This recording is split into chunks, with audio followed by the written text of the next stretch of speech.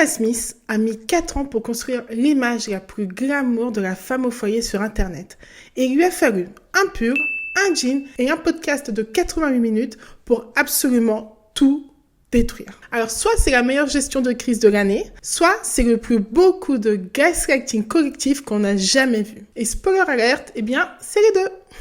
Et on va décortiquer exactement comment elle a fait, jusqu'à l'endroit précis où ce rebranding, aussi malin soit-il, commence déjà à se fissurer.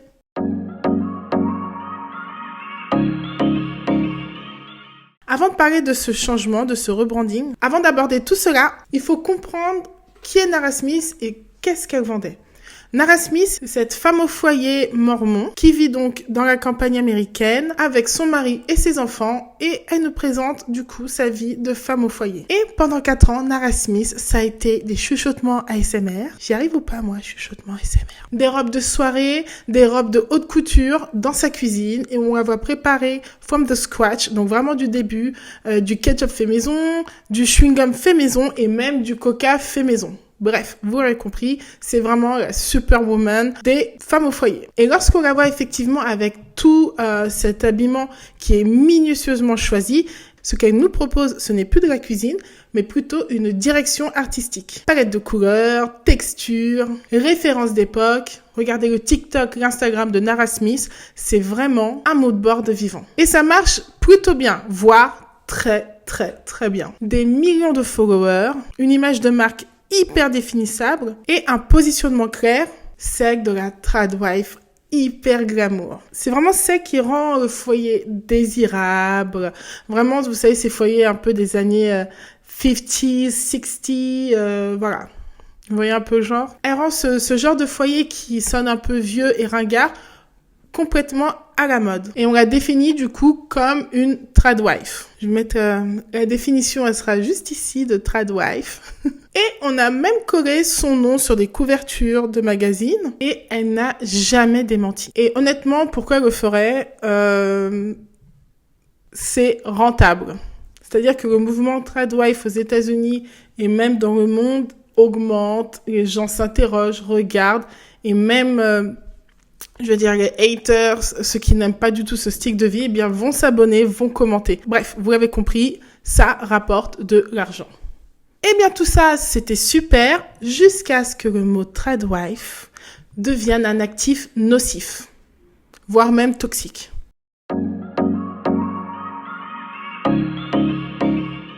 Ce qu'il faut comprendre, c'est que Nara Smith n'a pas été appelée tradwife par hasard. Ça n'a rien d'un hasard. C'est pas une étiquette qui est tombée par hasard, par accident, absolument pas. Elle a collaboré avec d'autres figures du mouvement, dont l'une des plus illustres qui est Ballerina Farm.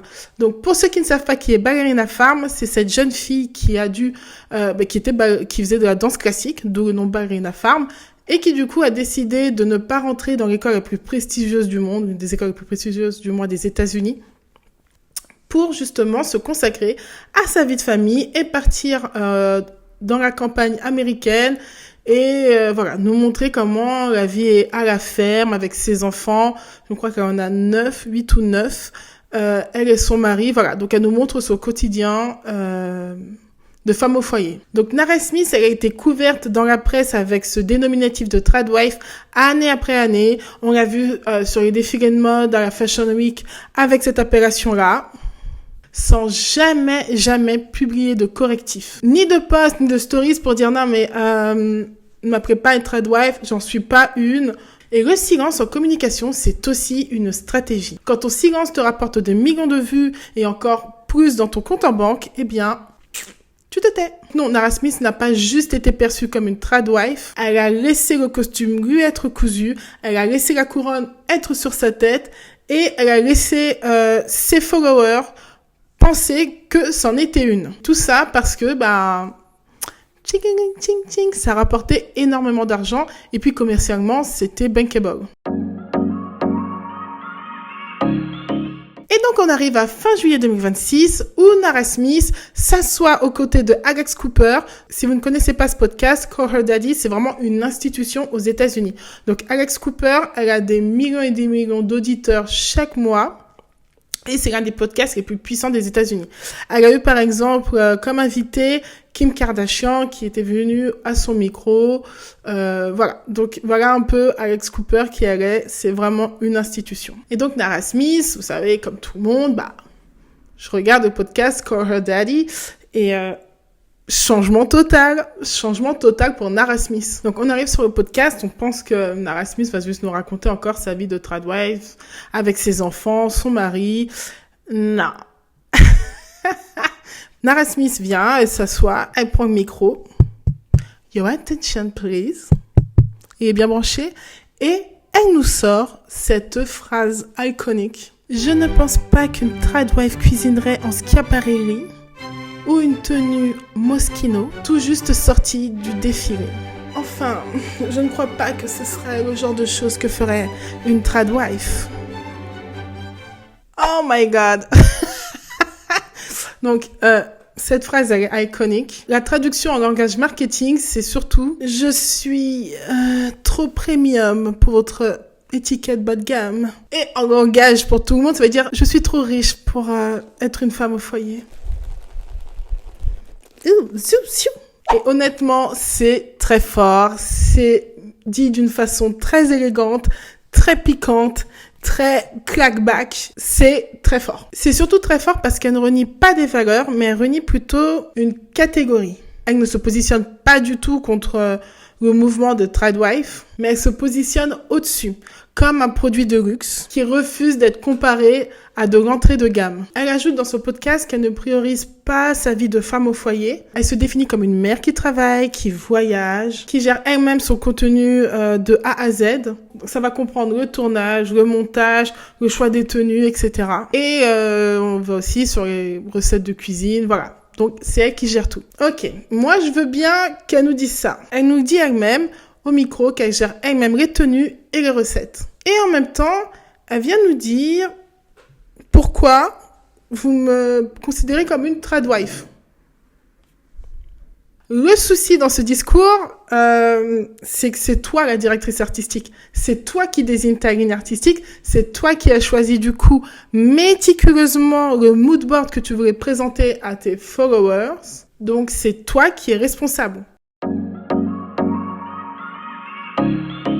Un bon rebranding en com ne repose jamais sur un seul canal. Et Nara, elle en active 4. Et tout ça de manière très très cohérente et je trouve cette méthode hyper intelligente. Le levier 1, c'est le récit, de créatrice à victime de la narrative. Elle dit littéralement qu'ils l'ont utilisé comme égérie du mouvement tradwife et que c'était trop bizarre pour elle. Donc on est dans la technique classique de la gestion de crise. Externalise la responsabilité de ton propre positionnement. Le produit ne s'est pas mal vendu, c'est le marché qui l'a mal compris. Donc le levier numéro 2, c'est le visuel, le code vestimentaire comme repositionnement de marque. Donc sur le plateau, ce qui a frappé lorsqu'on voit Nara Smith au micro de Call Her Daddy, c'est qu'elle n'est pas venue en Schiaparelli ou en Dior ou en Chanel ou des tenues tout droit sorties des podiums. Non, pas du tout. Elle est venue comme si elle était partie acheter ses vêtements à Gap, c'est-à-dire avec un jean, un pull, basta. Et tout ça n'a encore rien à voir avec le hasard. Une robe de haute couture dans l'imaginaire, c'est surtout j'incarne un personnage. Et là, du coup, en venant en jean basket,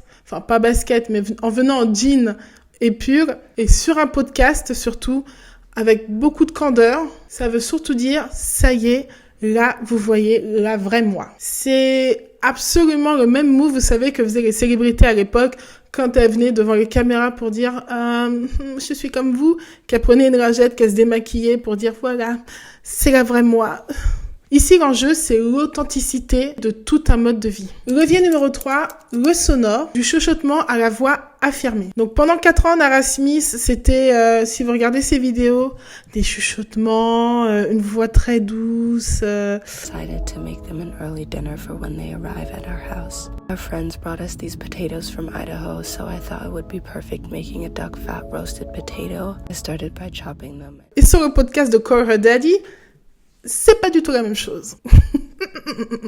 Learning almost that we need to put women in very specific, very narrow boxes. And là, on entend une voix qui s'affirme, qui hausse le ton et qui, dans son discours, est parfois très très frontale. Elle passe du registre de l'objet qu'on regarde au registre du sujet qui reprend le micro. Le message caché dans tout ça, c'est « J'étais dans un rôle, aujourd'hui, vous allez entendre ce que j'ai à dire. » Et surtout, je parle en mon nom. Et enfin, le levier numéro 4, le timing. Ce changement n'est pas né sur le podcast Call Her Daddy. Et là, c'est un détail qui change tout et je pense que beaucoup de personnes ne l'ont pas pris en compte, c'est que ce rebranding-là, il a été effectué plusieurs mois, voire plusieurs semaines avant. Le narratif du personnage qu'elle incarnait pendant 4 ans, elle l'a déjà servi, mais dans une interview avec Vanity Fair. L'intervieweur lui demande, tout simplement, si jouer à se déguiser décrirait mieux son travail que Tradwife. Et elle répond direct, oui. Elle dit adorer jouer un personnage, se sentir princesse selon les tenues qu'elle porte, assortir sa tenue à la recette de cuisine qu'elle présente. Donc on revient toujours à ce qu'on disait, donc ça va être les couleurs, ça va être la texture, ça va être les époques. Je voudrais vraiment qu'on retienne cette phrase parce que tout ce qu'elle dit dans cette interview est hyper important. C'est qu'elle est en train de nous décrire de manière méticuleuse, avec ses propres mots, ce qu'est un travail de direction artistique. Conscient, réfléchi et intentionnel. Le vocabulaire qu'elle utilise, c'est le vocabulaire de styliste. On a l'impression même que c'est une créatrice de mode. Tu la mets à côté de John Galliano, tu dis, ah ben elle aussi, elle travaille dans la mode, elle est là pour nous faire un défilé, pour nous raconter une histoire à travers les tenues. Moi, en tout cas, c'est ce que j'aurais pensé. Quand elle dit dans le podcast Call Her Daddy qu'elle ne comprend pas pourquoi les gens la traitent de tradwife, la décrivent comme une tradwife et la mettent en égérie de ce mouvement-là, c'est pas cohérent. Donc ce rebranding là qu'elle nous fait, ce n'est pas du tout spontané. Ça n'a pas débarqué cet été. Ça a été réfléchi, testé avant et rodé sur plusieurs mois avant d'être déployé de façon beaucoup plus large vers un public beaucoup plus large sur l'un des podcasts les plus écoutés des États-Unis. Gaslight. On va être clair sur ce mot-là parce que pour moi, ça en est.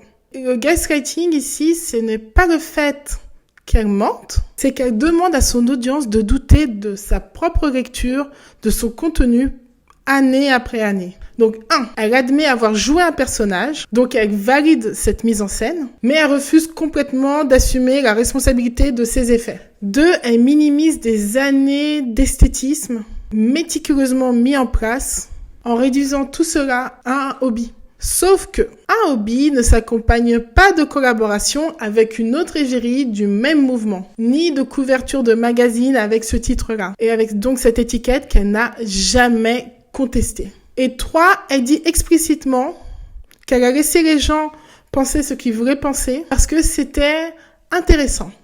Donc la traduction dans tout ce jargon, cette méthode de communication, c'est surtout l'ambiguïté que je mettais en place, ça m'a permis d'être très riche. Donc cette correction qu'elle fait, ce n'est pas parce que du coup elle a eu une illumination, pas du tout. Elle corrige tout cela parce que le mot tradwife est devenu toxique. Et ce n'est plus du tout rentable. Donc la définition business du gaslight narratif, tu ne changes pas d'avis, tu changes de stratégie de brain safety. Et tu demandes à ton audience de croire que c'était son idée depuis le début. Et surtout, pendant ce podcast, Nara nous révèle que son mari participe aussi aux tâches. Et que ce n'est pas elle toute seule qui porte donc cette charge-là. Moi, je veux bien qu'elle dit ça, etc. Mais soyons un peu honnêtes, ils sont tous les 2 millionnaires et ils ont totalement les moyens d'avoir de l'aide à la maison, une nounou, du personnel, etc. Alors l'image qu'elle nous donne quand ils disent qu'ils se partagent les tâches ménagères, qu'ils jettent les couches, qu'ils fait tout ça, c'est très difficile pour la personne lambda à imaginer cela. Parce que déjà, s'occuper d'un enfant, c'est dur, mais je suis sûre que énormément de mamans prierait pour avoir de l'aide, des nounous, du personnel pour les aider. Et surtout, vous êtes riches. Comment nous, on peut croire, nous qui sommes des gens lambda, l'auditeur lambda qui va croire que Nara Smith et son mari s'occupent vraiment des tâches ménagères 50-50. Personne n'a demandé à Nara de prouver que son mariage, c'était du 50-50. On demande juste de l'honnêteté intellectuelle, de pas nous dire pendant 4 ans, c'est moi qui fais tout toute seule. Non, on fait du 50-50 nous aussi. Et tout ça pile au moment où l'étiquette tradwife est gênante. Et c'est là qu'il y a un vrai raté stratégique dans son rebranding, Nara Smith. Parce qu'elle avait un meilleur argument à utiliser, elle ne l'a pas fait. Elle aurait pu tout simplement dire pendant ce podcast, je ne suis pas une tradwife car je travaille. Je ne suis pas une tradwife car c'est moi qui gagne le plus dans ce foyer. Honnête et vérifiable. Comme c'est vérifiable, on ne peut pas contester. Les gens ne pourront pas contester ce fait avec autant de véhémence que sur les autres arguments qu'elle nous a sortis. Et c'est vraiment le point le plus solide qu'elle avait pour vraiment démonter l'étiquette de tradwife. Parce que tradwife, ça se traduit par le mari qui va dehors pour subvenir aux besoins du foyer, alors que c'est elle qui subvient aux besoins du foyer avec ses revenus qu'elle génère. Mais elle n'a pas joué cette carte-là et c'est vraiment dommage. Elle a préféré jouer la carte du couple égalitaire. Et c'est là qu'il y a un vrai problème dans le storytelling de Nara Smith. Ça change tout le temps. Il y a tout le temps du changement dans son storytelling.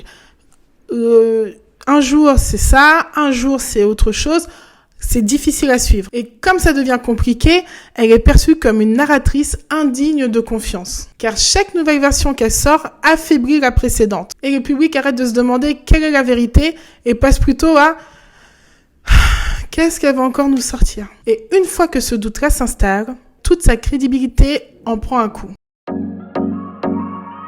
Et cette technique de rebranding, Nara Smith ne l'a même pas inventée. Sa collègue Ballerina Farm a utilisé la même. Ballerina Farm a utilisé le même move, cette fois-ci dans un autre magazine. Elle a utilisé la même technique dans un interview chez Vucture. Et là aussi, cette interview qu'elle a fait il y a quelques semaines, elle dit refuser cette étiquette de tradwife. Et là aussi, même glissement dans le vocabulaire. Elle se présente comme une chef d'entreprise, insiste sur son rôle économique dans la ferme et sur le fait qu'elle n'a pas une armée de nounous, qu'elle gère une vraie entreprise avec son mari et qu'elle est co-CEO de leur entreprise. Elle refuse vraiment de rentrer dans ce débat tradwife, oui ou non. Elle préfère botter en touche en disant qu'elle préfère rester à l'écart de tout ce débat qui est très polarisant. Ces deux personnages donc disent vraiment la même chose. Quand Nara troque ses robes de haute couture contre un jean et un pantalon, Ballerina Farm, elle, troque le tablier de ferme pour mettre le costume de co-CEO. Les deux figures les plus premium du mouvement tradwife se repositionnent au même moment et sur le même narratif. Je suis une femme d'affaires, pas une tradwife. Et tout ça ne relève absolument pas de la coïncidence. Quand les deux têtes d'affiche d'un mouvement aussi populaire décident d'en sortir, c'est le signe que toute la catégorie commence à devenir un poids et non un atout. Et qu'il existe déjà quelque part un nouveau registre dans lequel elles peuvent se réfugier. Ce registre-là, il existe avec un vocabulaire déjà tout fait, que nous les millennials, nous connaissons très bien, qui est la girl boss. C'est la femme entrepreneur qui permet de garder l'esthétique sans garder l'étiquette qui gêne. Et maintenant, je vais répondre à une question qui, je pense, vous taraude. Pourquoi maintenant ? Parce que Nara, elle vient de toucher quelque chose qu'on connaît très bien en économie, qui est le plafond de verre. Donc un personnage marche super bien pendant plusieurs années, il devient hyper identifiable et se transforme même en costume qu'on ne peut plus du tout enlever. Et ce qui se passe, c'est qu'à un moment, ce costume, il devient une prison. Ce plafond de verre, du coup, ce qu'il fait, c'est que ça plafonne ta croissance, il t'enferme dans un genre et il t'empêche de vieillir publiquement. Le personnage épouse glamour années 50 a atteint ses limites. Il ne peut pas vieillir, il ne peut pas se complexifier et surtout ce personnage-là ne peut pas porter un discours de femme d'affaires. Et il y a une autre raison aussi à ce changement, à ce rebranding. Ce marché de tradwife s'est effondré en dessous d'elle. Il faut bien comprendre que Nara Smith et Ballerina Farm, c'était le mouvement premium de tradwife. C'était le luxe, l'exclusivité et même l'inaccessibilité comme argument de désirabilité. En publiant leur contenu de tradwife, la tendance s'est démocratisée. Elle s'est démocratisée jusqu'à la vider de sa valeur. Donc, on a vu débarquer les trad girlfriends. Donc, c'est comme les tradwives, mais ce sont des femmes qui ne sont pas mariées.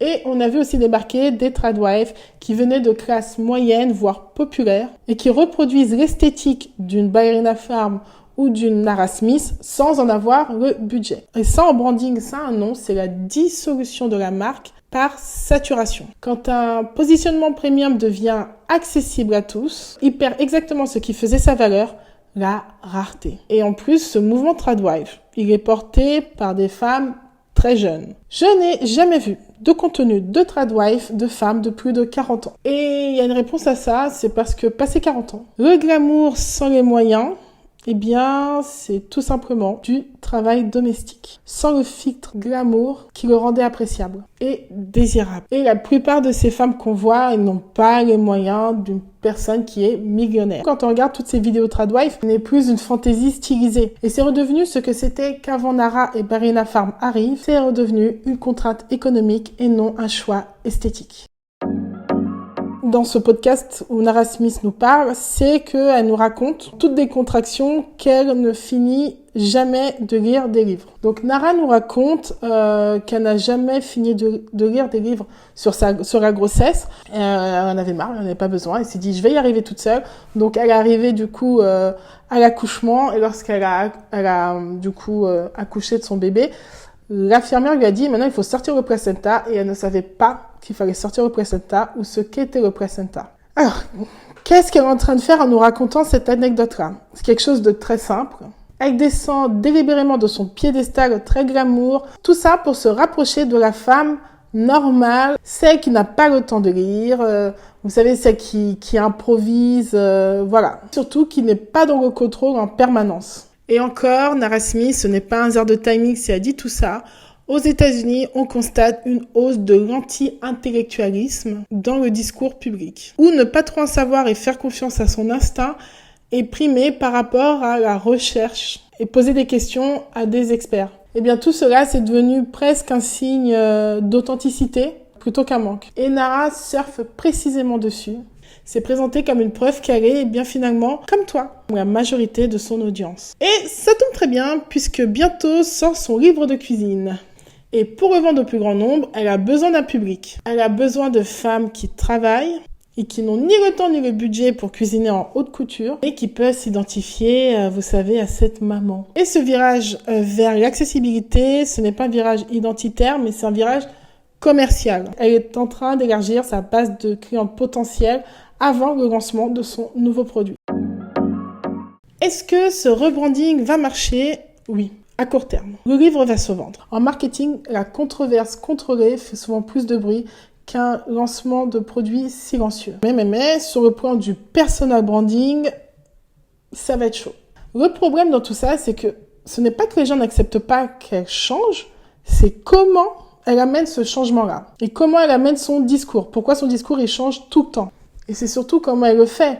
Donc vous voyez, dans ce podcast, il y a de l'arrogance. Franchement, il y a de l'arrogance dans son discours, de l'agressivité et du gaslighting. En gros, ce qu'elle dit en substance, c'est si les gens sont tombés dans le panneau, eh bien, c'est à eux de se remettre en question. Donc elle prend vraiment son public pour des idiots, plutôt que pour des gens qu'elle aurait elle-même laissé délibérément mal comprendre pendant 4 ans. Et tout ça, c'est exactement ce qu'il ne faut pas faire en gestion de crise de marque, c'est rejeter la faute sur l'audience, sur vos clients.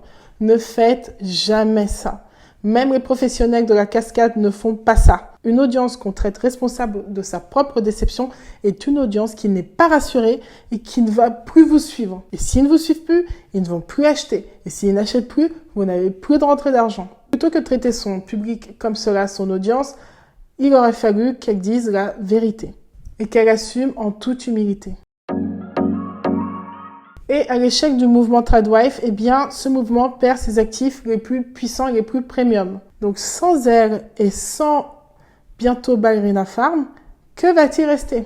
Qui va être en haut de cette affiche? Ce sont des figures qui seront plus identifiées idéologiquement. Et en dessous de ça, ça va être une masse de créatrices de contenu moins glamour, moins premium et qui tire l'image générale de ce mouvement vers le bas. Nara Smith, elle n'a pas juste quitté un navire qui prenait l'eau, elle a quitté un marché qu'elle avait elle-même aidé à créer, pile au moment où il a arrêté d'être rentable pour elle. Et ça, par contre, c'est un très beau move business. Elle a exécuté un rebranding de produits. C'est techniquement brillant, humainement, et c'est cette arrogance-là, pas le rebranding en lui-même, qui va lui coller à la peau et qui va être très, très difficile à rattraper. Donc, dis-moi en commentaire si toi aussi, tu as apprécié donc du coup le podcast de Nara Smith sur Call Her Daddy, son rebranding. Si toi aussi t'es tombé dans le panneau, t'as cru que c'était vraiment une tradwife, ou t'as bien vu le coup de com' à 3 km, tu t'es dit, elle, c'est une mytho. C'est une mytho. Et si t'as aimé la vidéo, n'hésite pas à liker, à t'abonner et à activer la petite clochette pour savoir quand est-ce que sortira ma prochaine vidéo. Et je te dis à très bientôt pour un prochain décryptage. Bye.